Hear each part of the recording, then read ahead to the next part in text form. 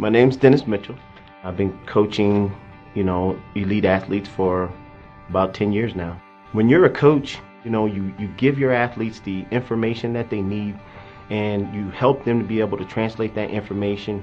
But when they're down there on that line and that gun is getting ready to go off, it's all on them, and you get so very nervous in terms of, did I do the right things? Did I tell them the right things? And have them go out and execute the things that you have actually implemented in a practice setting is a wonderful thing. Well, the difference between training by yourself and training with the knowledge of a coach behind you is a huge difference.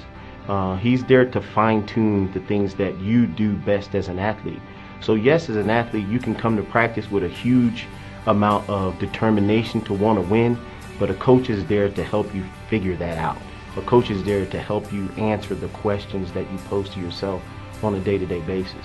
You have to understand what their dreams are, the direction that they want to go, and those things have to become yours, and then somehow you have to give it back to them in some type of delivery system that helps them feed into your system. And that's the most difficult part of coaching. But as a coach, you accept that job, you do it well, and you do it with every athlete or every individual that you come across.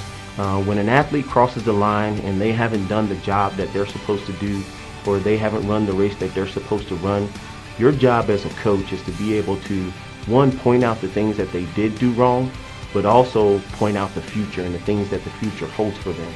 So you have to be able to get them ready for the next competition, the next thing ahead of them. And you learn from the things that you made mistakes, but you also take the things that you've done well and move them on to the next one. We always have to continue to grow. If we don't grow, then we can't compete tomorrow. And tomorrow is more important than yesterday.